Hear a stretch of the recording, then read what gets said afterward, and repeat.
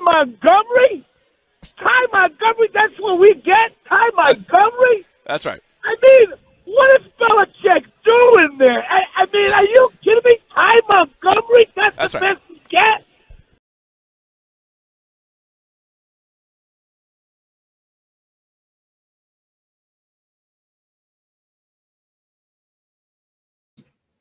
Welcome into another edition of the Going Deep podcast. I'm your host, Kevin Massare, here with Mike Bundt. I hope everyone enjoyed our intro for today as we're working on our intro stuff, but the Ty Montgomery clip, I promised you I'd bring it to you last week. It is there. It is locked and loaded for the appropriate time of the show. But today, Mike, we have a loaded show. We have to talk about getting weapons for Josh Allen.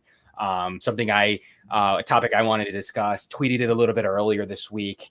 A lot of debate around the Bills may have been a cornerback 2 away from the ship. I don't know. We're going to talk about that here tonight here at the offense. We're going to talk about getting the most out of Josh Allen, getting the most out of the weapons. And what is the number one position beside quarterback right now? It's receiver. It's why everybody's nervous around the receiver room. Mike, how you doing today? I'm doing great. Just excited to be talking some NFL draft and talking about what the Bills need to do to take advantage this April. Yeah, I mean, absolutely. There's a lot to look forward to this April. And we're here to talk about, we're just straight up call it what it is, getting weapons for Josh Allen. So that's the theme of the show today, guys. It's going to be getting weapons for Josh Allen. And quite frankly, I think that is the most important thing as we approach here in the next couple of weeks. I think you really need to compact those rooms. We don't want any type of situation to where we're trotting on subpar weapons. And I don't see that situation. We've been lucky on the injury front. You never know what could happen. So what's going to be, I mean, there's been some rumblings. Do the Bills trade up? There's been some rumblings around that, Mike. So let's start there first and foremost. Are you staying put at 25 and getting the best available player and moving on with your day? Or are you moving up to get a premier player? I'm honestly fine with either option. I'm a little bit different when it comes to the draft than most people. I know a lot of our guys that cover one, they obsess over every scenario. My view is more, it's kind of impossible to predict what will happen when you are a late first-round draft pick like the Bills are at 25. There's a million scenarios at play. Could they draft up, move up? Possibly. Might they stay at 25? Could they trade down? So there's a lot of different scenarios at play. Right now, I don't see the need to give up a lot of assets to move up. If they have a guy that they're in love with and they can do it for an affordable cost, then why not? But I do think there are some good guys that can help this team that will fall to them at 25. So unless they get a hell of a player and a hell of a deal, I don't know if I really am team trade up at this point in time. Yeah, and I mean, I think you hit it on the head, Mike. It's team, not even just player, it's deal. I think it's the deal. If they get the right deal, I think a trade-up's on the table. And a discussion we've have, here within Cover One and even just in general across the internet is, do the Bills have enough roster spots to roster players? Like, look, they have already close to 70 roster spots taken. With the cut today of we had a little bit of a cut and a little bit of a controversy here today of cutting the backup running back. Could that play a role into anything in Christian Wade? No. But someone I would have loved to see more. COVID kind of derailed his progress with his limited preseason last year and just kind of what happened throughout his course of time. But I just quite frankly think you need to roster as many talented players as you can, not just as many players as you can. So that's why I am different than years past when you're not a Super Bowl contender and you need flyers. The Jets need flyers. You're looking across other teams and they need flyer draft picks. So that makes sense to me when you're like, let's trade back, let's stockpile seconds and thirds and fourths and fifths. I just don't think last year with the Bills having 2 players taken off the practice squad by the Jets, I just do not think that they have the roster to compile those fourth and fifths, as evidence already that they figured that a 7th round pick was worth about $1 million with Cleveland to take on their backup quarterback now, Case Keenum. So I think that's about right. The Bills are saying we don't have the roster spots to go 4th and 5th and 6th, even though Bean's very good in the 4th and 5th rounds. Let's not sleep there. But as you get to the 6th and 7th, there's just not roster spots there. I would just like to see them develop a little bit more talent in terms of the higher picks and hit those picks. I want Bean doing everything possible to focus on that 15 to 90 range and hit there. That's where we need hits. That's where we need the most production. That is it for me. So lots of talk right now around cornerback. That's a big topic of discussion. And we're going to bring you a defense show, I promise you. Next week, maybe even as soon. We're going to talk about cornerback twos.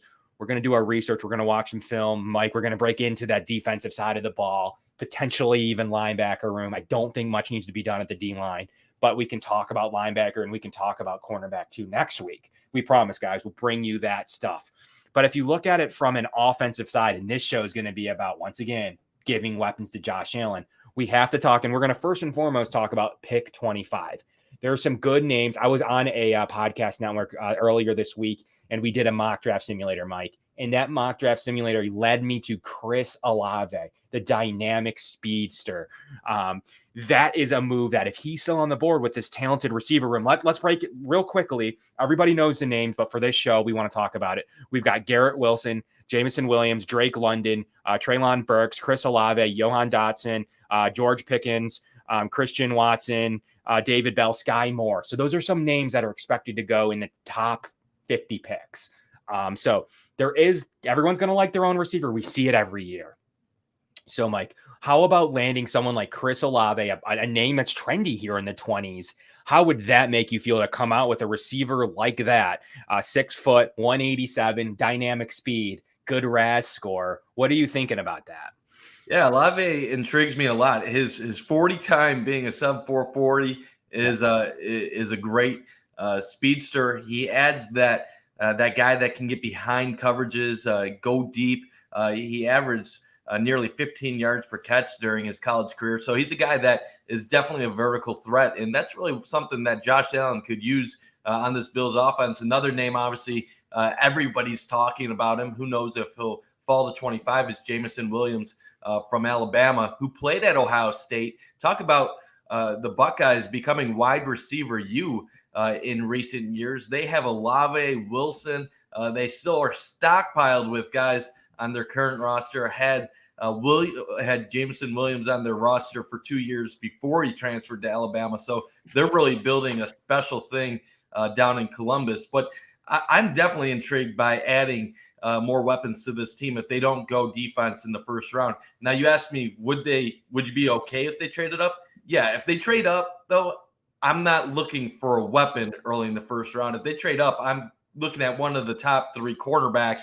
I'd be talking about obviously Stingley, McDuffie, somebody like Ahmad Gardner, guys like that. But if they're staying put at 25, I definitely think an offensive weapon is in play. You could either go wide receiver. There's even the outside chance maybe you go running back, a guy like Breece Hall. I'm not normally one that supports drafting running backs in the first round, but when you look at this Bills offense and where they're at right now, they're not that far away from being a complete offense. And pick 25 is not the same as having a top 10 pick. I know some people they're sticklers on you cannot draft a running back no matter what in the first round.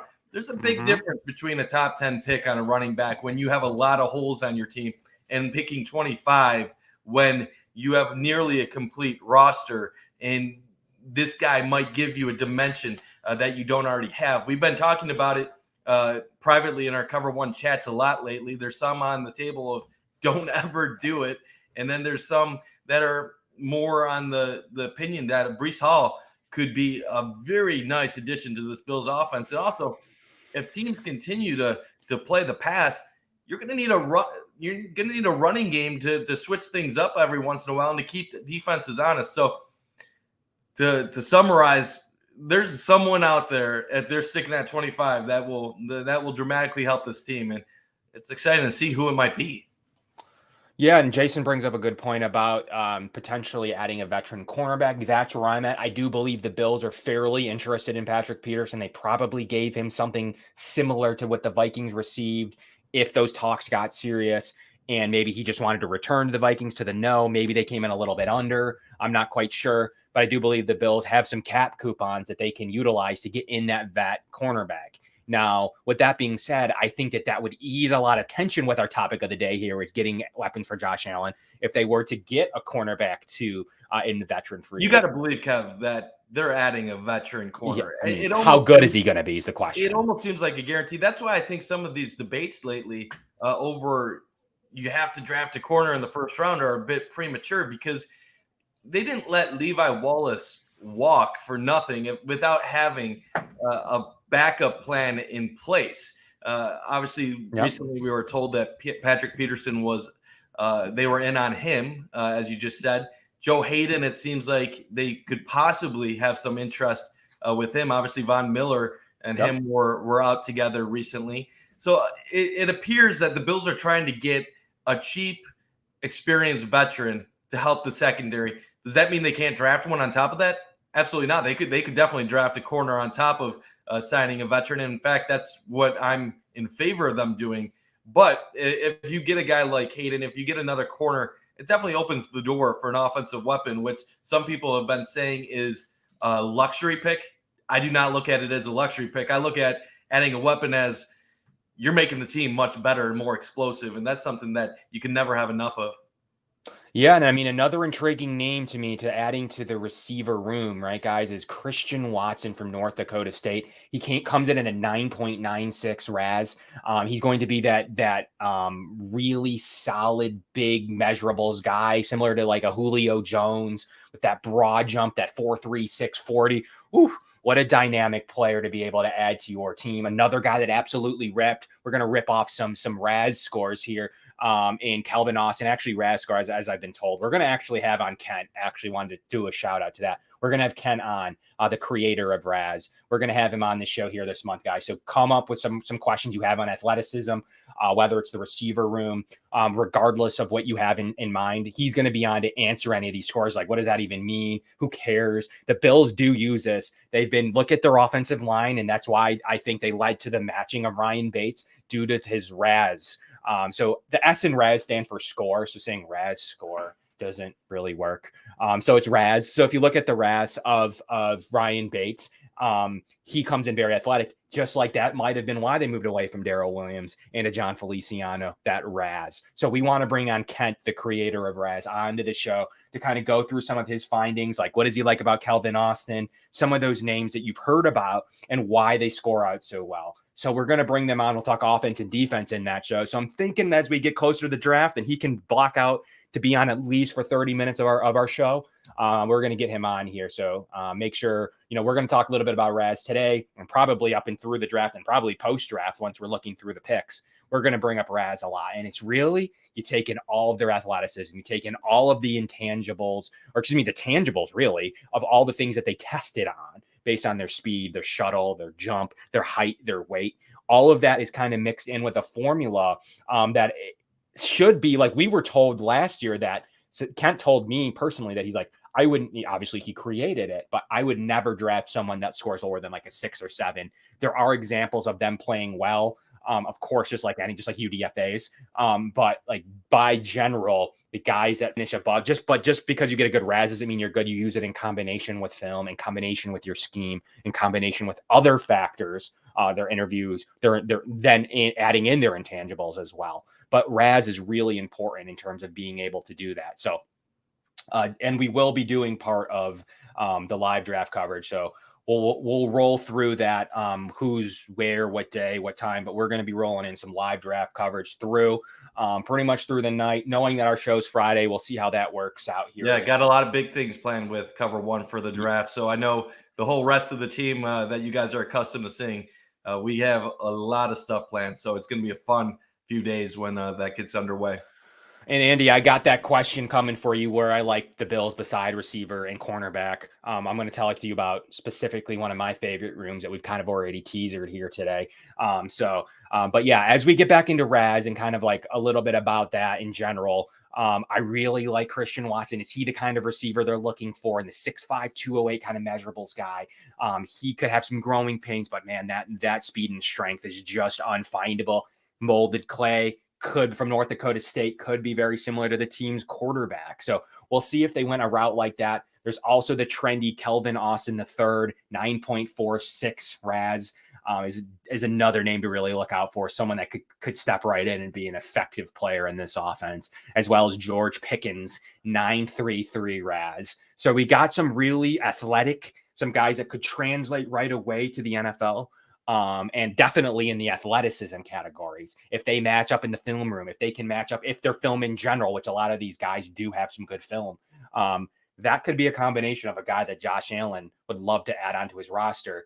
And as we see these 20, 25, $30 million deals as we're approaching at the receiver position, this is a very valuable position to hit. This isn't just a, we might get a little bit of luck here. It is an extremely important position to hit. The Bills have already hit in Gabriel Davis in the 4th round. That value is astronomical now in the 3rd and 4th years of his deal. Next year, the Bills would love to have another guy behind him as well with quite a big value. We're focusing on receiver. I think it's the biggest room in the entire NFL right now. Everybody knows about quarterback. That is the golden child. We're not there anymore, right, Mike? We're not looking for a quarterback. How good, as we're talking about weapons today, how good does it feel to not have to be looking for a quarterback? It's a blessing not to be worried about quarterback. Just think about all the years in the drought. I mean, I'm 30. I'm going to be 31 this year. I don't know how old you are. You're probably a year or two older than me, Kev. But all those years of our childhood wasted with guys like Trent Edwards and J.P. Lossman. And I love Fitzy, but come on. Fitzy's no Josh Allen. So right. There's a lot of wasted years where I wondered what it was like to have a good quarterback. Drew Bledsoe might have been the best I really remember from my childhood outside of the end of Doug Flutie when they would sneak into the playoffs. But it's definitely nice to not worry about that. The reason why I think wide receiver is such an interesting position is you've seen it become such an important position in recent years as the passing game in the NFL has evolved. It used to be you would only really need one really strong guy, and then you could have a decent 2, a decent 3, and you'd be all right. Now you need 3 good receivers at the minimum to be successful in the NFL, especially with your passing attack. I like what the Bills have right now. Obviously, Stephon Diggs as a number 1 is as good as anybody in the league. And then with number 2, you have a steal in Gabe Davis. Jamison Crowder, that's going to be a solid slot guy, number 3. But that's only a 1-year deal. You really don't know what you have beyond that. Isaiah McKenzie, he's more of a gadget player. So you really do need to add to that depth with Cole Beasley gone, with Emmanuel Sanders likely retired. So a lot of people went into the offseason not really thinking that wide receiver was a need, but I would argue that you look at the Bills roster today, outside of number 2 corner, I think wideout is just as big of a need as any position on the Bills, especially to get it cost controlled. Who knows how much money Stephon Diggs is going to get in the future with these new wide receiver contracts. They're outrageous. Devontae Adams with 5 years, $141 million. Tyreek Hill getting just a bag of cash from the Dolphins. You got to assume that eventually Stephon Diggs is going to want his, and you need to have a guy or 2 ready to possibly step up if negotiations for whatever reason don't go smoothly, or if you come to a time when you have to move on from him.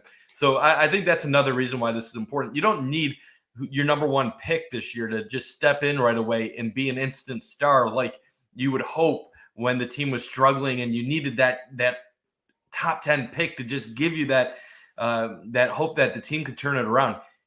You more so need a guy that's going to step in, fill a role, give you some positive moments, but also be a piece that can be part of the future.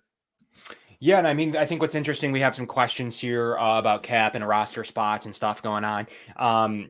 So the way it works in terms of the top 51 until cut down day, then you actually count all 53 players. Really weird. I don't know why for some reason they don't determine the bottom 2 on your roster to count right now during the cap season. So, it's roughly come September, you have a little bit more time to clear up 2 final roster spots. That's only going to equate to about 1.8, 1.9 million, maybe even less of roster cash, depending if those are rookies there at the bottom. So it could only be $1 million to $2 million of cap space. So it gives you a little time to maybe cut a veteran for cap space, gives you some room through August. But the Bills really aren't going to take on very much cap space because they have a heavy roster payroll. When you add in those draft picks, all you really need to account for is their signing bonus. That's what counts on the cap this year. And then their caps are going to be canceled out most likely in most scenarios by players already on the roster. So there isn't going to be a huge cap addition beside the first round pick, which will be a little bit over the $900,000 of their current last counting player on the cap. And then their second round pick will cost a couple $100,000 more than who's still sitting on the cap. So right now the cap ramifications are near $2 to $2.5 million. The Bills will make room for that. It's not very big to need to worry about the cap side of this, and probably won't need to worry about that for a while in terms of this year, this team. Now, if you're looking at it from a roster size standpoint, which right now is just as important, the Bills just don't have roster spots. I'm looking at the roster and I have jotted down here offensively. I have one offensive line spot available. I have one receiver spot available, and I have one running back spot available if you beat out Zach Moss and if you trade Zach Moss. I'm in favor of that, but I can't be sure the Bills are. So the Bills have, once again, that's 3 offensive roster spots. That's it.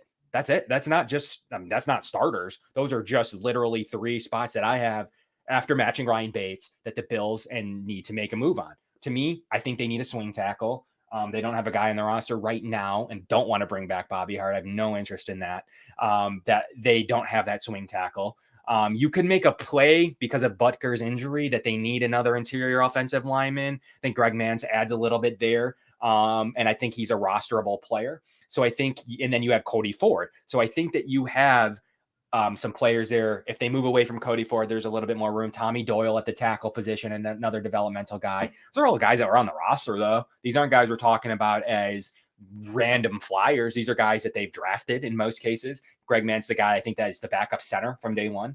Ike Butker adds a lot to the team. What a good player that they're going to get value-wise at $1 million because he tore his Achilles. He was going to be a player that probably saw 2.5, 3 on a bridge deal. Played decent at times. He's a really good depth spot starter. Definitely going to add some stuff when he's healthy to this roster here at some point in this fall. So you have him, you have Cody Ford. So you have some, after the Ryan Bates move, the offensive line is settled. We can put the guard talk. $4 million. I thought we got a value in, Yeah, let's talk about that for a minute here too. Obviously a little bit old news by now, but last week on the show, we didn't know if Ryan Bates would be back on the Bills for next season. And we kept talking to Greg Thompson. What type of deal is Chicago signing him for? And Greg told us as each day went by, that probably means less and less of a chance of him coming back to Buffalo. But once we heard that Brendan Bean matched it and the terms came out, that's a huge win for the Bills. The Bears essentially did the bidding and all the hard work for Buffalo, and you still got him on an affordable deal, 4 years, $17 million. I mean, that's a big time win. You would assume that Bates is going to be starting at probably right guard to start the year. Might have a little bit of competition, but as Greg said, even if he's not the starter, you got a quality backup at a decent salary regardless. So that was definitely some good news to start the week that went a little bit under the radar with everything else going on surrounding the team. Yeah, and I mean, so I think you have to look at it like I'm penciling him as a starter. $4 million is a good position to be in. Obviously, they have Roger Saffold. They could, they're fairly good youth-wise there besides Saffold. They have some young tackles, obviously. Morse re-upped. I think they're in a good spot for 4 years with Bates. So really, there is a little play there at the guard position. Are you thinking 3 years down, 2 to 3 years? I think if Saffold plays well at all, you try to get him back on a year. But if you're thinking about 3, 4, 5 years, guards down, it's just the team's in too good of a place right now to be thinking of roster control. By the time that player plays and you've developed him, look at Harrison Phillips is a great example of someone that developed slowly, the defensive tab. Then finally, the second half of his last year is when he started playing good.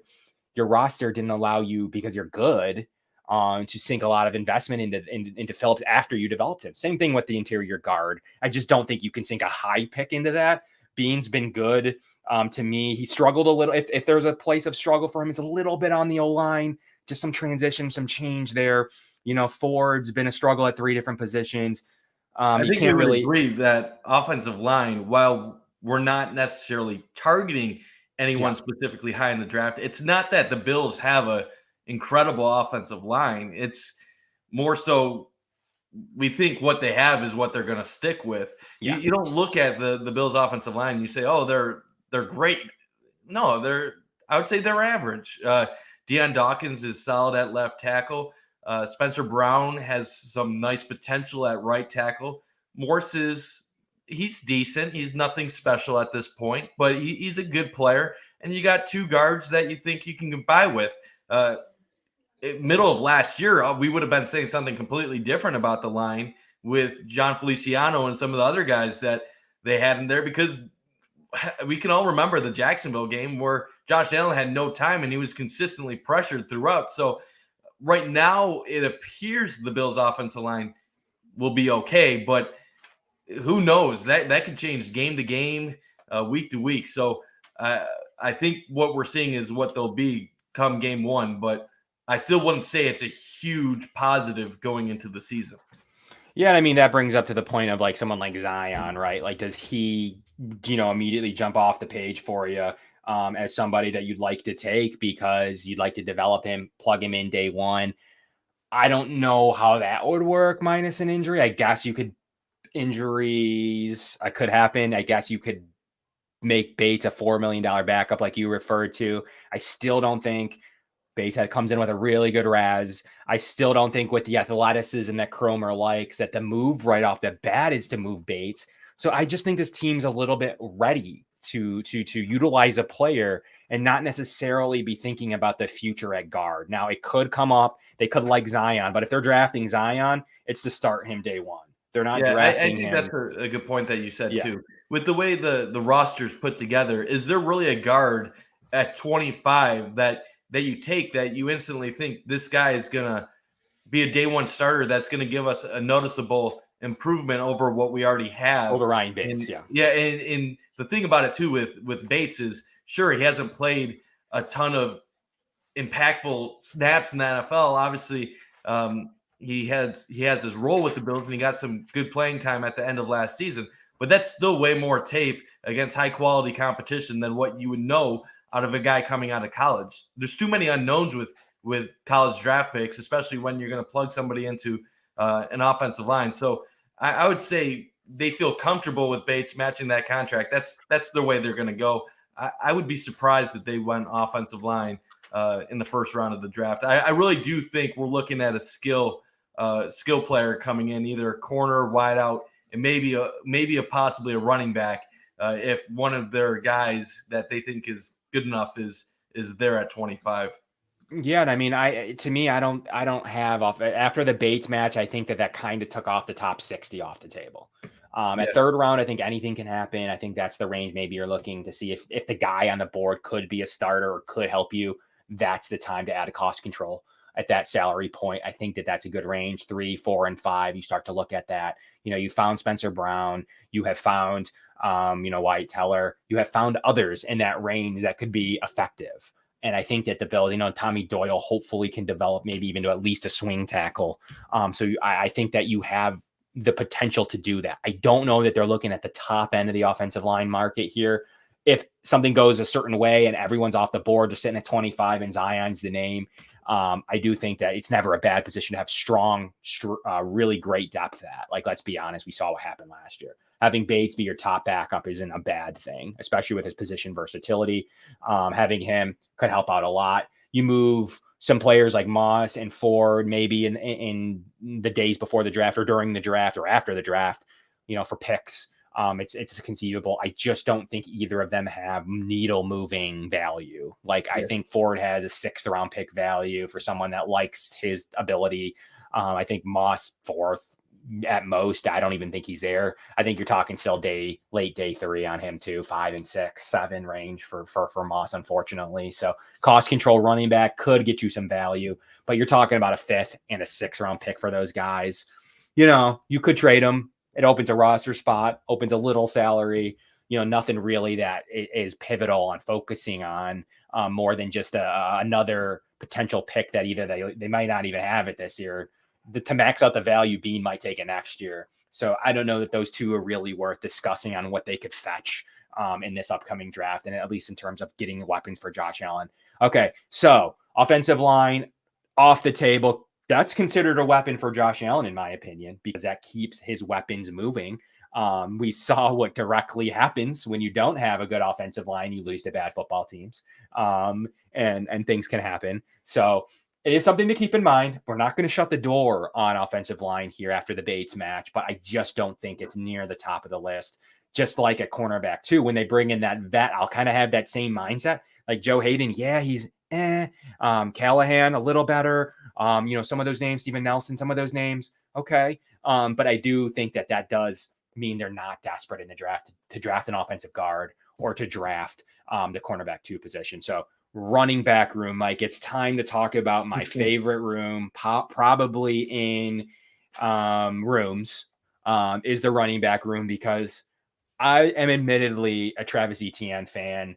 I still don't have proof the Bills would have potentially taken a running back last year because what happened. They both were gone by the time the Bills picked, after we're told, not to take first round running backs. Like there's like a line in the sand, like 33 and on, you can take them. Even though an arbitrary random number. It's silly when you think about it. I get it, but it's a little silly. The idea is like, what were we talking about with receiver with Jameson Williams or with Chris Olave? The idea there is that you can land the value between $2.5–3 million and a $15 million receiver. That is worth it. That is what you're looking for. That value, perceived value over the two years, and then maybe his 5th year option, far surpasses what you could possibly hit at running back. Now, on a grand scheme of economics, that makes sense. Like that makes sense to me that you're looking at that receiver room. That's a high-end potential position. Defensive end, high-end potential position. Cornerback, although the market did not move nearly like I thought, maybe because of some of the names beside the one upper-end player in J.C. Jackson. Stephon Gilmore still out there.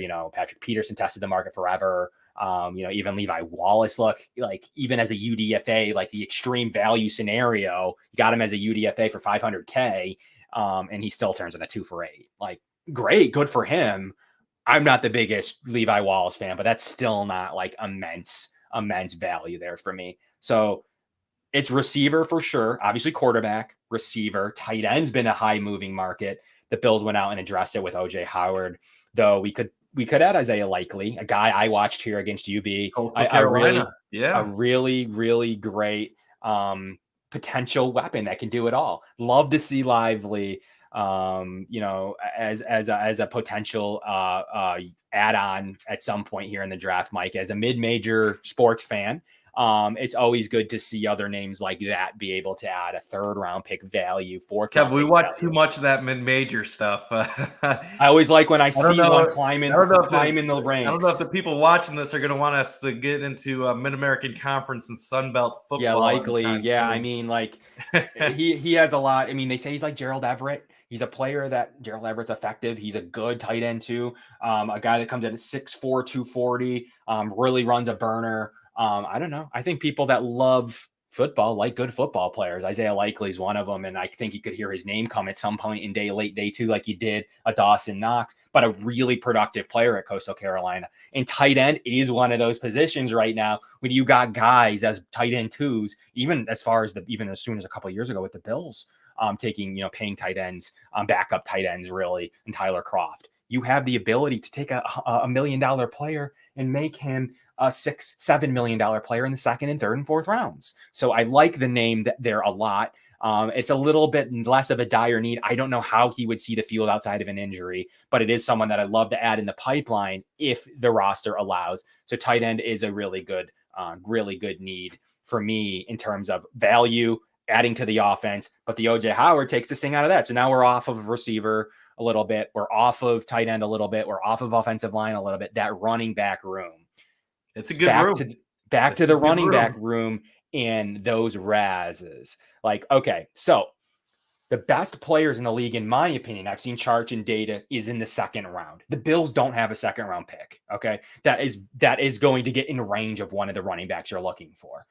By the time they pick, they're gone, as evidenced by Jonathan Taylor's. Those guys are gone. And that's what you're looking. What does this offense do? To me, it's like, is the value there in terms of running back? If you're looking at dollars and cents, I don't know. Probably not the gap that you'll see at tight end or at receiver if you're hitting on a Chris Olave. But when you're looking at running back and the ability to help your offense, and not my opinion, Sean McDermott said himself, I want Josh Allen running less. It's not my opinion. Where could have the tiffs have been with the offensive coordinator, Mike, and the head coach? Potentially, you need Josh Allen to run less because you want him to last until hopefully his late 30s if he continues playing at an elite level. And you don't want him to turn into what Cam Newton has turned into, unfortunately, towards the later days of his career. I think running back is a fascinating position for the Bills right now because the reason why we have this debate, Kevin, like you mentioned, is kind of the economics of it. It doesn't make sense from what you are sacrificing to draft a running back. But that doesn't factor in the Bills situation where they have such a complete roster in many aspects, unless you're going to get that number 2 corner, unless you're going to get an impact number 3 wide out on offense. There really isn't a ton of positions where you can really plug in somebody from the first round pick and have them play at a super high level right away. But running back is one of those few positions right now where the Bills can draft somebody in the first or high second if they were to fall back a little bit and actually have a guy that could be an impact player right away. So it's one of those things where, as I said earlier on the show, if this is a top 15 pick, no way in hell am I drafting a running back just because there's so many other more important needs and top level guys that you can draft, plug in, and see them have a bigger impact. But when you're picking at 25, you have a complete roster. I don't think there's a reason to be closed off to the idea. Haskins, obviously, is decent. Isaiah Spiller, Breece Hall, Kenneth Walker. I mean, these are all guys that could have tremendous impacts on the Bills' offense. And one thing that's really important when you look at this Bills offense, people will say, well, Devin Singletary still got a decent yards per carry, and he did. And I still like Devin Singletary. I think he has a role on this team, and I think he's a good player. But one area the Bills really struggled last season was when they were running against lighter boxes. When teams were playing coverage against them, they were one of the worst teams at yards per carry against 6-7 man fronts. They just couldn't take advantage of situations. You have a guy like Josh Allen at quarterback. Defenses are petrified of him exploiting them, whether that be on the mid-level, deep ball, any aspect of Josh Allen. They're scared of him. So what do you need to do? You need to have a running game to complement, to take advantage of those lighter boxes. They didn't do it last year. Yes, the line was a tremendous reason why, a big reason why they couldn't take advantage. But some of that is also the backs. Moss and Singletary really struggled against the lighter boxes. I know we always say that you can just draft a running back in any round and it won't make a difference, but there is some evidence that drafting a running back in the top 3 rounds does give you more of an advantage than drafting a running back later in the 5th, the 6th, the 7th. So these guys are at a higher level than what you'll see in the 4th, 5th, 6th round. So I definitely think it's something you still have to consider. Yeah, it's simple to me. Like, the Bills have a roster ready to win the Super Bowl. Like, is it the most valuable position in the field? I, myself included, I am a running back guy. Let me preface it, like Mike just said. If your team is in the top 15, you do not need a running back. You are not good enough to take advantage of CJ Spiller, to take advantage of Marshawn Lynch, to take advantage of some of those talented Christian McCaffreys. You are just not good enough. A team that's picking from 25 to 32, and then, or if you come up early into the second round, from 32 to 40, you could be in range of getting the best running back in the class of a sport that historically, before 10 years ago, 15, we'll look for some data to see, where that mattered. It was one of the more important positions in the sport. Yes, they stopped playing early. Yes, there were some injury issues. Yes, they never played past 29 or whatever mythical, number there was, but it's a really important position in a game that developed at that spot. If you don't think it's cyclical, like anything in life, I don't know what to tell you, because I truly believe that as good as the Bills passing offense is, what is the one thing that could add to that passing offense? A really good running back. And to me, it's not that I'm like always pro running back top 25 in every case.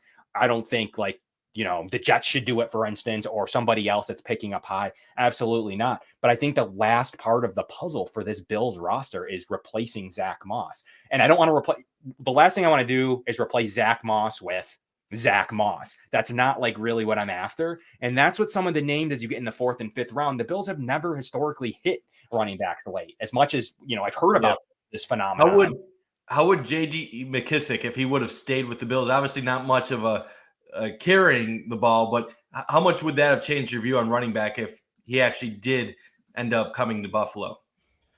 A little bit. Like, I think you already have some value at that position. So I think it could kind of take the sting out of it, but not. Here's the difference. Not one of the guys I'm thinking of. Could it have changed? I see some names in here like James Cook. Like I think it could have changed the Bills' opinion on James Cook drafting or signing a guy like J.D. McKissic. I think that could have changed the opinion on the guys we're talking about here in like the 4th and 5th rounds. Like, I think that's possible that they now don't really see the roster spot like we've talked about to add in a 4th and 5th round running back. So I do think that takes it off the table. And I even think that it does as it is right now. I think that it takes the table. I think that Duke Johnson, and I'm not Duke Johnson's biggest fan, I think he fell off the map. I think that he was on the practice squad for the Jacksonville Jaguars. I don't think he presents a much anymore. He rebirthed his career against the New York Jets, and I'm glad to see what he can bring to a better offense. So I'm not sleeping on him yet, but I had the same opinions on Matt Breida. I thought he was done, and he proved that to me. Here, I'm done with these kind of running backs. I'm done with the Zach Mosses. I'm done with the Matt Breidas. I even thought that TJ Yeldon had a little bit. I'm done with him. Like, I want about Duke Johnson though. That's a low risk. Yeah, signing. I'm not knocking the move. You're signing to a year, not much money. No problem. You could still draft someone that could take over his spot. You Sure. can cut him. You can get rid of him. It's not. You're not really investing him, so it's easy to move on. I will say this about Duke Johnson. In his limited time last year, he was productive. He played very well for Miami late in the season in 2021. And if you actually compare him to some other running backs that were available, he's had a decent career. Now, the question is, does he have anything left? Early in his career, he was a solid pass catcher who had the ability to get some carries and produce. The question is, does he have any of that still in him? I would probably say not a ton. It wouldn't hold me back from drafting someone that would definitely be a more productive guy. But I think Duke can contribute a little bit, but I wouldn't think he's at a high level anymore. That's, to me, like, I've seen a lot of comparisons to J.D. McKissic, and like people are like, well, I think I saw a lot of people say like he's not much different than he actually has the same stats as McKissic does. McKissic was a late bloomer. Like, it's not comparable. He was a late bloomer, and he's been really good the last 2 or 3 years, really good, and did nothing his first 3 years. So you can't say, well, over the course of 5 years, 5 and 6 seasons, they're the same.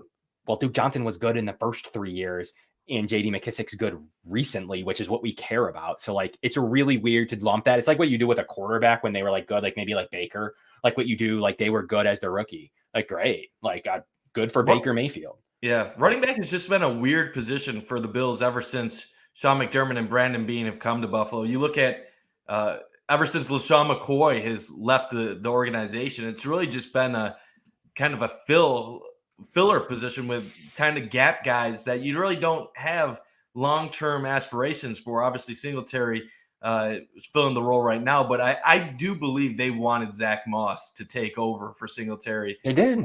And it didn't pan out. You look at the veterans that they've brought in, Frank Gore, you're looking at Yeldon, Breida. It's kind of curious that they really have not put much value on the position. But then you look at Beane's track record in Carolina, drafting Christian McCaffrey. He calls it his best part pick. of front offices that drafted running backs in the first round in 2006 and 2008. So his Carolina track record would tell you that he's not opposed to drafting a running back early and prioritizing the position. But that was also a much different time outside of the Christian McCaffrey pick. you're talking the NFL in the last 10, 15 years has shifted from run first mentality to pass, wide open. And it's interesting. Does Bean share that belief that you don't go early, or could he surprise us and go after a guy like Breece Hall in the first, or possibly trade up in the second to get a guy like that, or trade down from the first for that? So I don't think we really know at this point, because so far in Buffalo, he just has not put a high value on the position. Yeah, Andy, we try to bring a different perspective here because, like, I am pro running back. Let's make sure it's out there. I am not pro running back top 15, or at some point. That to me isn't just because of the 15, the line in the sand of like 15 compared to 32. The line in the sand is your team's not good, right? Your team's just not good. And there's valuable players there, probably a quarterback if you need it, probably other positions, receivers. You probably need to do something different. If the Bills are sitting there, I am not advocating for trading up for a running back either. I'm saying if the Bills are sitting there at 25, the back half of the first round, and if you really want to trade back, if you're someone that feels better if they trade back and grab a pick or something, great. If you'd like them to do that and that makes you feel better about the running back position, the Bills can do that by all means and get you to that 33rd pick or something. But to me, the Bills are missing a dynamic running back. Could you envision, and this isn't a pipe dream, can you envision the Bills with Alvin Kamara? Can you envision the Bills on a rookie deal? Can you envision the Bills with Jonathan Taylor? Can you envision these guys exist because they're getting pushed down draft boards? I will say this. I was okay if they would have went with ETN last year.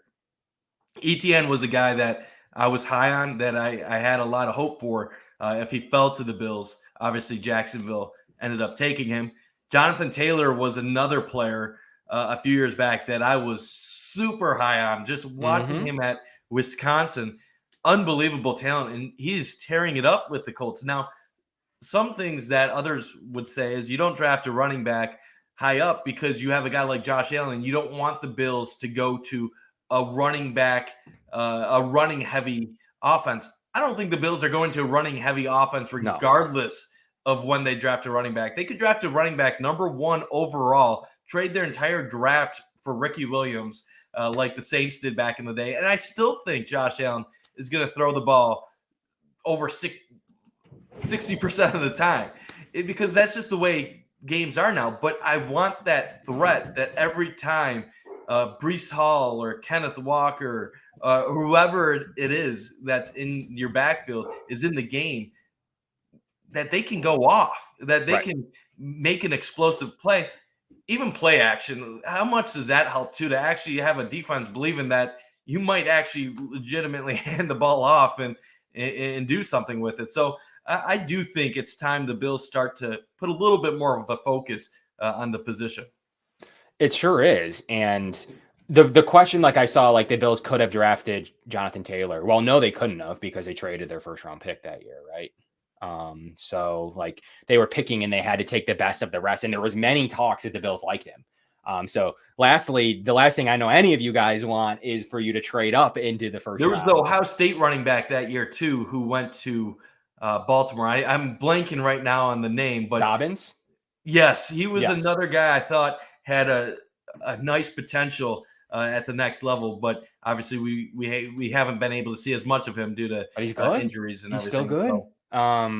And I think that adding a premier talent like that is what you're looking to do on a top flight offense. No one wants to change us to a running only team. No one wants to take a running back at 4 overall. Like, we're not saying that. We're saying in this, and for me, at least I can speak for me, I'm saying I love the Bills to add a dynamic running back who can do it all. Like, you can take flyers on like a James Cook. I've seen him come up. That's like a combo back. That's like a Duke Johnson. He's been looked at potentially as a receiver. He can do a little bit of everything. I mean, I think everybody's kind of looking for that mold of like an Antonio Gibson. I mean, that's what you're looking for, like a non-true position, and you're trying to see what you can do at that spot. So that's what you get out of someone like James Cook. That's what you're, really looking for there at that position group. But the last thing I want are players that are like potentially able to maybe replace Zach Moss, but how much can they replace Zach Moss? But then you feel good about it because it's like, well, we sank a 4th. At the end of the day, like, I'm not really that upset, Mike, because we spent a 4th. He's a little bit better than Zach Moss. apples. Yeah. Really I do like this one comment where it said, I think if you have a good O-line, Singletary would be very good from Mark here. I agree with that. I think Singletary could be very good. But the reason why that wouldn't hold me back from drafting one is that I think as good as Singletary is at being elusive, finding holes, he's not getting another contract. He still misses that explosiveness. He's not – you need two kind of backs that are going to bring different things to the table. Obviously, Moss, you were hoping to get some power in addition to breaking tackles and getting some yards after carry. But with Singletary, he offers a lot. It's just he doesn't bring the complete package like some of these guys that you might be able to get in the first round. So that's my main thing. I like that point. We lack speed. Singletary, if he just had just a little bit more of that burst, oh my goodness, he could be great.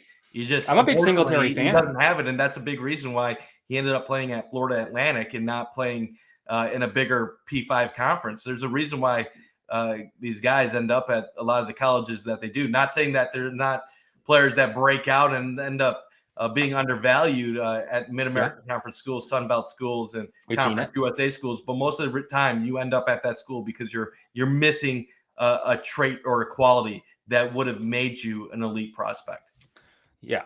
The thing for me is you need the speed, right? So that's why I keep going back to you don't want to just draft Zach Moss and hope he's another plotter. Like if you look across the board and you see a guy like, for me, a good example of this is like a Hassan Haskins, and he's come up.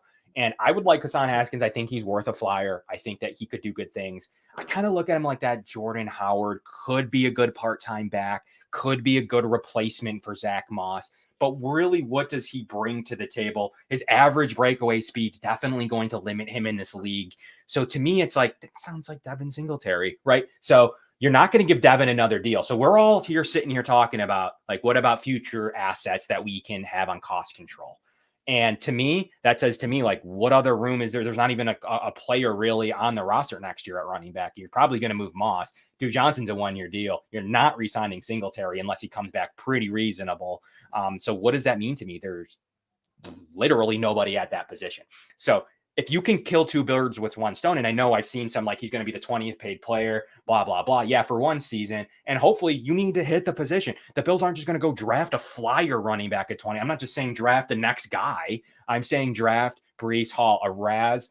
Absolutely. We're going to have on, we're going to have this broken down for us athletically. And I don't want to do it justice breaking down his athleticism because it's unheard of. Follow Cover One. We have some great Hall footage, some great Hall film.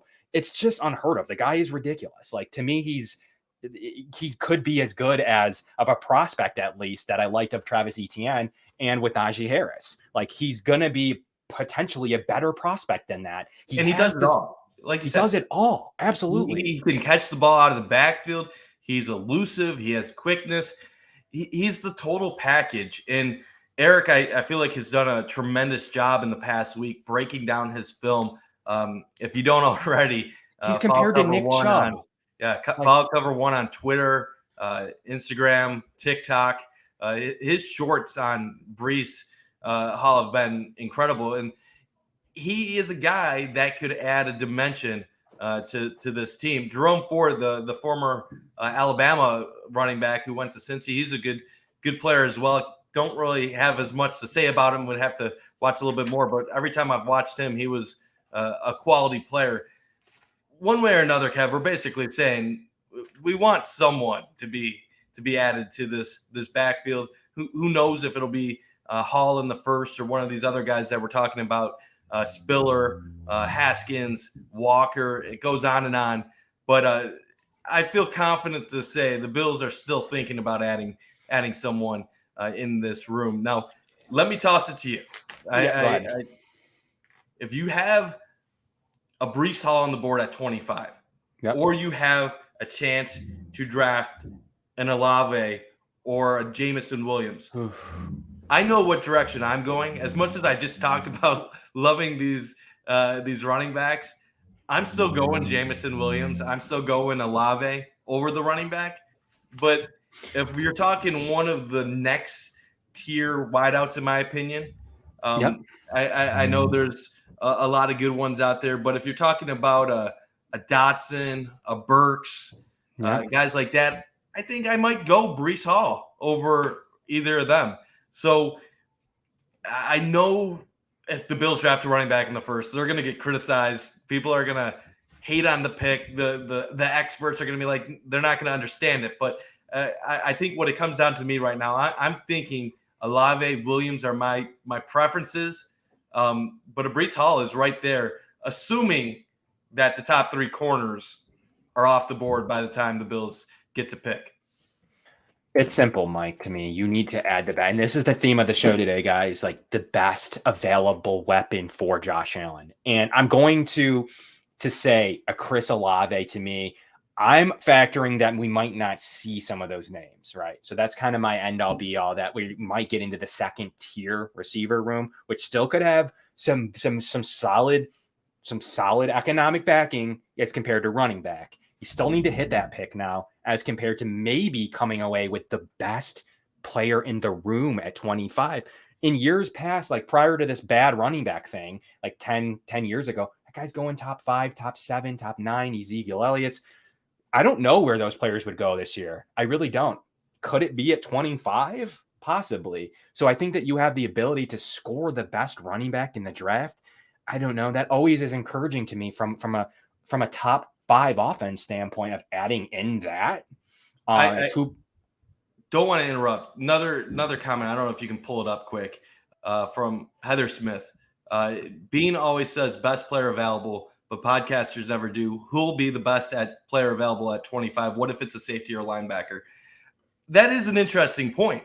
And if general managers really did go according to what the best player available was, I could see them taking a safety or linebacker. The truth of it is, though, when these teams in front offices put their boards together, they're also focusing on their needs. If a punter was the 15th best player available, they're not going to take a punter at 15. So I feel like it's a little bit of a combination. Yes, they're looking for the best player available, but they're also looking for something that is going to fits their team, make sense with their draft capital, and also make sense with not.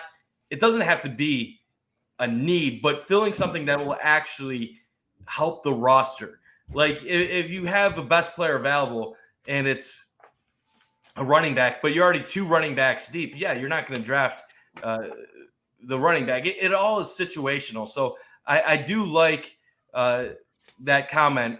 It's possible Bean could target something like that, but I do think when he's saying best player available, it's among a group of positions that he feels could improve the team the most. I don't think he's looking the entire field when he's saying that, but maybe he lives up to his. And one thing that was mentioned there is the safety position. They're getting older. Could he move on that? It's possible, but more importantly, the linebacker room. Like there's a lot of stuff that can be done at that room. And to this question, the possibility of what could happen here, and it might not be the world's most trendy idea, is to get a cost control linebacker. Can you pay Milano and Edmonds at the same time? I don't believe that you can. And I think that if the Bills had the right offer, if the one comes up, whether it's a trade up, whether it's a trade, whatever, just for draft pick compensation, the move could be linebacker. So back to the point of would they draft a linebacker and a safety? I mean, absolutely. Like I could. What do you feel about this question here? Who would you trade up for if you were to move up in the draft? Do you have a guy in mind that you would want the Bills to target? I think to me, coming away, like if someone was falling in the draft that you had your eye on and you had a deal worked out with, I think the receiver room is that good this year. If you could grab a guy like Garrett Wilson or someone that falls for some reason, and receivers do because everyone has their favorite. So if whoever your number 1 receiver is, maybe Beans is different than the first one that actually goes. That could happen. It happens all the time at that position specifically. Or could maybe it even is Jamison Williams that you have the ability to rehab him, and he looked good already running. He looked like a guy that might not miss a ton of time and could learn behind Stephon Diggs. The Bills have the ability to develop an asset like that at that position. A little bit different than the defensive tackle position. You have the ability to develop at that spot. So to me, quite frankly, I think that the Bills would trade up for the best receiver on their board. I can't say who that is, but a Garrett Wilson to me makes a lot of sense. And maybe it's a game-changing linebacker. Eric has gone through a lot of film here at Cover One. And there might be a guy on the board, Mike, that sticks out at that linebacker room where you can get younger, you can get cheaper, and you can get all these takes about Tremaine Edmonds off of here. So that to me is something else to keep in mind. And I mean, drafting a running back at 25 is never a smart decision. Yeah, on the financial end, it doesn't. Even myself, who is a drafted running back at 25, I'm a cap guy like Greg Tom said. I don't see the great value either. But I couldn't agree more with your next point.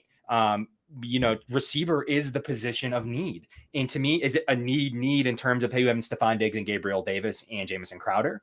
No, it's not a need in that sense, but it's a need in the most expensive position in the sport right now beside quarterback. And it's getting up there to be like at least mid-tier quarterback money. Yeah. So, and I think that's the thing that we were kind of, the Twitter conversation has gotten so polarizing. It's really hard to have a sane talk about it, but yes, it doesn't, as we've been saying, it doesn't make economic sense at 25 to draft a running back, but it's also situationally based. Like on the Bills, can they afford to take a running back and have it be an okay move?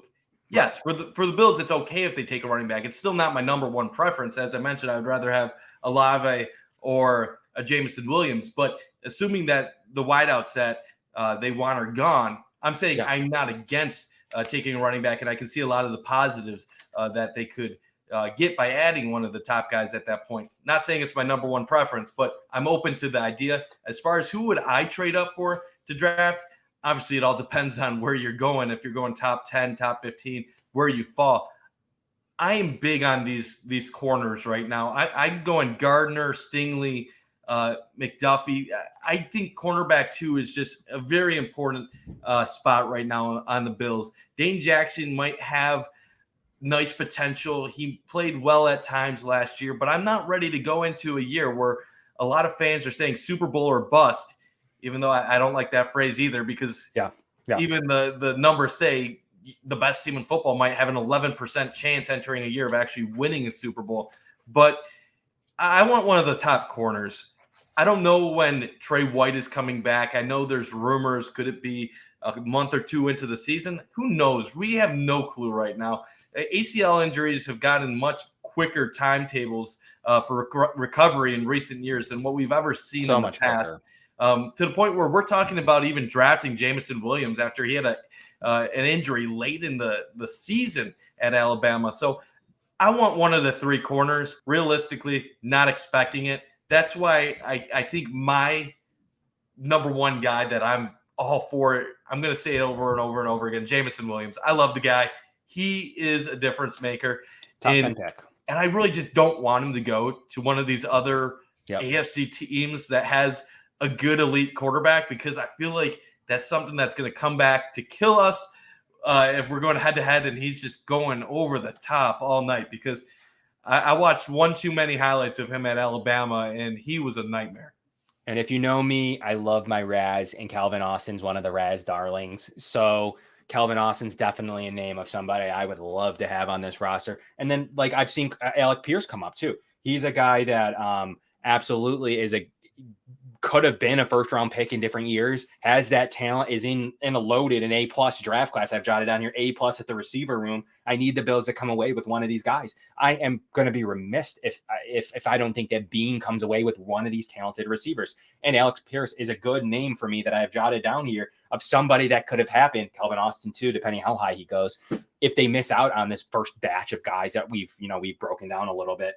That physical skill set, the ability to go up and get the ball, something that I like from Pierce from Cincinnati. So absolutely, Calvin Austin's another darling of mine. I would love it. These are a couple names that if we don't get the Jameson Williams, the Garrett Wilsons, the Chris Olaves, and they do go running back, or they do go offensive line, or they do need to replace a linebacker for whatever reason, they think a better scheme fit, a guy that can come off the edge.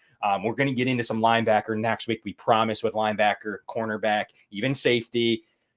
Kevin's not hoping for a defensive lineman. We get one every year. Von Miller, Shaq Lawson, some changes there. Don't want to see an asset go there. But we'll talk defense next time on the Going Deep podcast. But these are names of guys that I would really love to be able to see if they don't score one of the first names of the tiers. And for me, it changes on running back. Everyone's like, well, I'm probably salivating for a running back. I'm not. I'm looking for the top end running backs. I'm done with the Zach Mosses again, guys. I want a top end running back. Ends for me after a certain tier. It's different. Like when we get to tier 2 and 3 and 4, I'll give Duke Johnson a try at the $1 million salary. I'll see if Zach Moss has anything left. Devin Singletary, still like him with an improved line. So for me, that's why I'm looking at the running back room and everyone's like, well, you can wait on him. And I'm like, and you end up with a player like you have. Could you hit the jackpot? Sure, it happens. It does happen. And the gap there at the financial sense doesn't always make the most sense to try to bank on that in the first round. But all I can think about is this offense with a player like Breece Hall and a game-changing talent like that. To me, it just makes too much sense with the comments of Sean McDermott not wanting Josh Allen to run the ball. And then the comments of potentially, we don't know how much he liked those top end running backs just because Bean drafts running backs. He took 2 in the 3rd round. He's willing to spend a little bit. And we know in the past, he's willing to take a running back. I don't think it's out of the question that if it's the top tier guy and they're sitting there at 25 and they're like, this is a game changing player for our offense, hence the title of today's show, that could be the fit, especially if the receivers are off the board. So Mike, with all that said, all that summed up, we got so much to talk about. Next week, we'll focus on defense. So everybody come with your defense takes and your defense opinions. And then, the following week before the draft, we'll come with all of it wrapped up. So we'll bring you a full draft segment of all the news, all the nuggets. Have the Bills made moves? Have the Bills had questions? Have they done anything? We'll all talk about that kind of the week leading up to the draft. And then leading into our Cover One draft series, you'll have a crazy amount of content on Thursday. Some of the guys from across the network will be going. Our show's obviously scheduled on Fridays. You'll see us in and out. You'll see a full panel on Friday as well. So you'll see a lot. I think you'll see Anthony running a couple of those days. So you'll see a lot going on here on the network. Obviously, we'll be in on that at times and throughout the days. And then day 3, we'll see what happens with all the coverage then as well. So all of that being said, Mike, to wrap up offense for me here as we kind of hit the end of the show. What are you thinking, before give you 2 more weeks to kind of ponder on this before our final segment in 2 weeks, but I want your final opinion on all this being said. Is it thinking you're going to get Jameson Williams at 25, or if the Bills stay put, what is your end all be all? If the Bills stay put, yeah, I think there's a good chance it'll be a wide receiver. Okay. I think there's a good chance it'll be a wide out. I think the top 3 corners are a tier above the 4 or 5 corners on the board. And I think those guys are going to go later in the 1st, 2nd round. So I really don't know if I see the value for corner at 25 if it's not one of the top 3 guys. Running back, like I said, I'm open to the idea if it's a Breece Hall. But I really do think there's a possibility one of these top wideouts will fall to them at 25. You've seen Jameson Williams in a few mocks. It's really hard to figure out where most teams have him right now because he's coming off the injury, might not be available at the beginning of the season. So that's a guy that if he falls to the Bills at 25, it's not because he deserves to be picked at 25. It's most likely because he fell because of his injury. So that's an automatic for me if he falls there. Olave, another automatic that I would be on board with if he fell. Some of those other wide receivers I mentioned, I'm not against. Dotson has some ability. Burks has some ability. So I'm open to that. I think wide receiver I'm probably leaning as the most likely. As long as, like I said, one of those top 3 corners don't fall to 25, which is unlikely. The only way I really see the Bills going a different direction is if they trade up, and who knows what happens in that scenario. So there's still a lot of things that can impact the draft.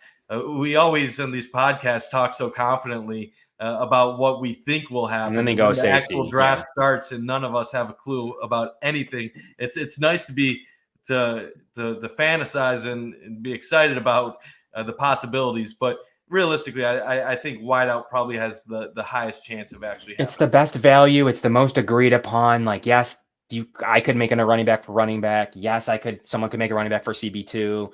Yes, somebody could make a running back argument down the road with every draft pick. But I think the most, accepted position is going to be receiver. There's no reason for anyone to be like, Ooh, I didn't want Chris Olave. Who would say that? Like, who would look at this Bills Who offense? wants a wideout that can go over the top and be a threat for Josh Allen? We don't Right. want that on our team. But you know what? That's the way it would have been. I mean, there's 10 not years ago. enough to this point. Like, I want as many receivers as possible with this offense. One of the most heavy pass heavy offenses in the league. If we want to keep Josh Allen in the pocket and you have an injury to Stephon Diggs or even Gabriel Davis, I want Chris Olave getting all my snaps. Even look at Cole Beasley the last 2 years, Right. battling injuries late Broken in the ribs. season, both years. Emmanuel Sanders was slowed down towards the end of last year. We're really Right. lucky that Gabe Davis elevated his game to the level he did towards the end of last season and in the playoffs, because that's what kept the Bills' offense firing at all levels, was the fact that Gabe Davis stepped up. You had Dawson Knox step up through the course of the season, and you had a bit of a running game in the playoffs, which really put that added fear in opposing defenses. So those are a couple things that I definitely think look out for.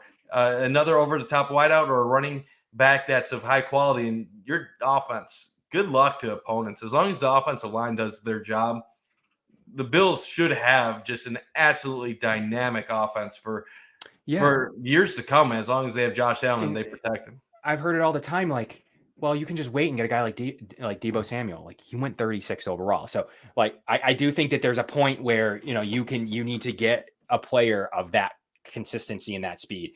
And I think that, across the board, if it's a Calvin, you want to be able to get the speed. Can he return? Can you do more than just be a receiver? That's what the Bills are looking for. And if they designate a returner out of this with that speed, maybe take some jet sweeps, do a little bit of everything, it doesn't bode well for Isaiah McKenzie. But I still think that they roster Isaiah. I don't even see it like that. I think McKenzie has a role. I do like McKenzie. Just because they drafted an Olave or Jameson Williams doesn't mean, in my opinion, right, that you don't continue to use McKenzie as a gadget guy. I just think you have these more specialized wideouts right now. We all know Stephon's the one. Gabe Davis is most likely the 2, Crowder to the 3. But then when you go 4, 5, 6, you can kind of mix it up a little bit. You can have an Olave and a Williams be an over-the-top deep threat, vertical threat, while you're teaching them the NFL game and route running and improving at the NFL level, while still having a person like McKenzie do his gadget jet sweeps and occasionally playing in the slot, and having a Kumaro being a primarily a special teams player. So I still think you can have 6 wideouts and have a role for each one of them. Right. And at the end of the day, if you can get a returner out of it, like Calvin Austin, like, I think that that's where it becomes different. Like a Jakeem Grant off the bat, he became valuable later, as he developed a little bit. I think that you have the ability at the floor of somebody like that, and that's an instant upgrade to the room. So could they be looking to double down to make that a little bit more of a value pick at some point? I don't think you can count on the speed that the Bills have just admitted to needing, and the ability to change the return game. The number one defense getting on the field and getting teams off the field. So you have a return ability. So in those situations, and then the receiver aspect of it, I just don't think, I think there's enough there that the Bills need enough receiver. The ability, if someone gets hurt, a cost controllable receiver. I think it's silly to take a shot on a guy that's not fast. I think that is just the theme of the Bills right now, to get a fast receiver. But I think that if they can do enough other things, they bring enough of value to that room to replace Emmanuel. There isn't Emmanuel Sanders roster spot. You still had Gabriel Davis last year. You still had Isaiah McKenzie. You still had Jake Kumaro. You still had Diggs. There is another active roster spot, especially if you can return the ball on game day. And then you still can have Stevenson waiting in the wings too, as an injury or a practice squad spot. So there's a lot going on right now. And to me, returner is a need. And can you package it with the receiver room to get it done? That's my position. I think the Bills will go and get a receiver. If everything else stays the same, I can't say if a veteran trade happens, something that mixes up in the roster, then obviously that position might take precedent. It might be a huge need if there's a move that's made by the Bills to get up, and it might be to target a certain defensive position. But can't predict that. With that not happening, the receiver room's too important to me. I think the Bills come away with the receiver there, add to the team speed, and potentially a high level returner. and they might follow Raz. So we're going to have the founder of Raz on very shortly to kind of break that down. Whenever we can get him on a Friday show, we're going to get him on. I think you guys should come firing with all of those athletic questions and ask some of this stuff to them, like what you think of running back. How does that translate? Breece Hall is one of the best athletic scoring running backs ever. What does that mean? And then obviously other receivers that we've mentioned here today scored out very well as well, like Kelvin Austin, etc. So guys, that's an action-packed show. We took up an hour and 15 minutes of your time here on a beautiful, well, pretty nice Friday, I think. Rick Generat's getting honored, a lot of stuff going on. So we really appreciate everybody tuning in and making Friday a new day to listen to Bills talk all season long. We're going to have pre-game shows here on the Going Deep podcast. Friday's a great day to have injury reports. We can talk about different things coming up that might happen. Maybe we'll get a game night on preseason or something. So, we'll have a lot to talk about here on Friday. So tune in on Fridays because really there's a niche for us. Like if you're lame like me and only like the Bills right now in your life, I still want to talk about the Bills just because it's a Friday doesn't mean I don't want to talk about the Bills. So every week we're coming at you 8:00. We're going to have great guests starting soon. We wanted to roar off a couple podcasts. We wanted to get you guys entrenched on this Friday stuff and get you coming back for more. Really appreciate you as well, Heather, for tuning in. But Friday is a great day to watch and listen to Bills football. And it's going to be even better as the preseason comes. And maybe we'll be able to bring you some stuff from St. John Fisher this season, Mike, right? Hey, that would be fun. I mean, they're supposed to have fans back, so don't see why that can't happen one of these days. Yeah, we'll bring you some stuff live from Fisher, maybe Friday. We'll see. Enjoy the Rochester life. But really appreciate everybody tuning in, and from the Going Deep podcast and the entire Cover One network, we appreciate it. Tune into all the other great shows that you guys probably already do tune in for. Smash that like button though for me. It really helps out a whole lot. And Mike, what do you got for us? What else should they be doing? Hey, definitely hitting the like button. We're all over the place, guys. We're on Facebook, TikTok, Twitter. Hit that Facebook down there. We just started the Facebook page. We're already at 186 likes, trying to grow that. So please find us on Facebook. Give us a like.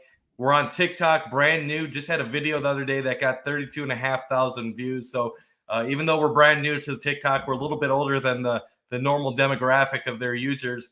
We're trying to have fun with it. So please follow us on TikTok. We follow back everybody. So if you want it to be an equal follow, we'll do it. And then Twitter, Going Deep Pod. We have over 1,400 followers right now, part of the Cover One Network, trying to add to that. So encourage everybody to get on board with the Going Deep Pod. We like to interact with all Bills Mafia, and obviously Cover One, you guys know where they're at. So follow all this stuff. We look forward to having our shows every Friday, and this is just the beginning of a fun time. The draft is going to be another thrilling experience. Can't wait to see who the Bills add. As Kev mentioned, we're going to have more guests on this show in the future. So appreciate you guys all watching. Appreciate the interaction, and go Bills. And thank you once again for everybody tuning in and bringing Fridays to Bills football. And I just got to keep doing it. I'm going to leave you guys with one final note to think on as we get back to our show next Friday.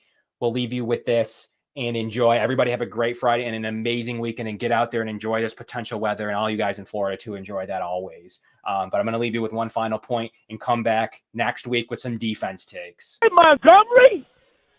Montgomery, that's what we get? Ty Montgomery? That's right. I mean, what is Belichick doing there? I mean, are you kidding me? Ty Montgomery? That's the right.